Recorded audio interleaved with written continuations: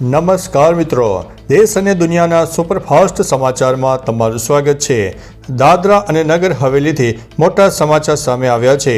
દાદરા અને નગર હવેલીમાં સ્થાનિક સ્વરાજ્યની ચૂંટણીનો માહોલ, શાંતિપૂર્ણ મતદાન વચ્ચે ઉત્સાહમાં માહોલ પણ જોવા મળી રહ્યો છે। સરકાર ટેકાના ભાવે પાકની ખરીદી કરવાની જાહેરાત કરી છે। મિત્રો, હવે આ માટેની તારીખો પણ જાહેર થઈ ગઈ છે। આગામી 9 નવેમ્બરથી ખેડૂતોએ પકવેલ મગફળી, મગ અને અડદની ટેકાના ભાવે ખરીદી કરવામાં આવશે। 4 દિવસથી ગુમ ભારતી આશ્રમના લઘુ મહંત મહાદેવ ભારતીની ભાળ મળી ગઈ છે। જૂનાગઢ સિવિલમાં સારવાર હેઠળ તેઓ જોવા મળ્યા હતા। હુડા સંકલન સમિતિએ 13 નવેમ્બરે હિંમતનગર બંધનું એલાન આપ્યું છે। હિંમતનગર વેપારી એસોસિએશને પણ તેને આપી દીધો છે ટેકો। અમદાવાદના આંગણે ઇન્ટરનેશનલ ફૂલ ફેસ્ટિવલ 2025નું આયોજન, સ્પેન અને નેધરલેન્ડની લિજ્જત માણવાની તક પણ મળવાની છે। સુરેન્દ્રનગરની મુલાકાતે જગદીશ વિશ્વકર્મા ભાજપ પ્રદેશ અધ્યક્ષનો અભિવાદન સમારંભ યોજવામાં આવ્યો હતો।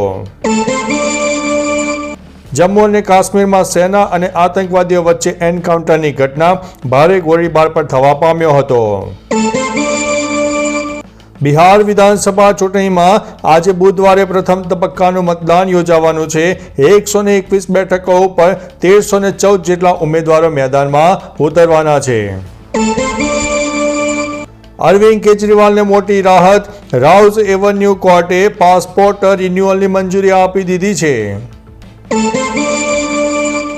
લોકડાઉન દરમિયાન ₹9,000ની નોકરી ગુમાવી, આજે ₹40 કરોડનું ટર્નઓવર છે અને સ્ટાર્ટઅપ પણ બનાવી દીધું છે, જેમાં ગૌશાળાથી AI સુધીની સફર પણ જોવા મળી રહી છે। રાહુલ ગાંધીને લઈને મોટી પ્રેસ કોન્ફરન્સ સામે આવી છે। હરિયાણામાં વોટ ચોરી કરીને સરકાર રચી, 25 લાખ ફેક વોટર જોવા મળ્યા છે। વડોદરાથી મોટા સમાચાર સામે આવ્યા છે। ન્યૂઝ ચેનલનો CMD છું, ફેક્ટરી માલિકને બ્લેકમેલિંગ કરીને ₹5 લાખની ખંડણી માંગવામાં આવી હતી।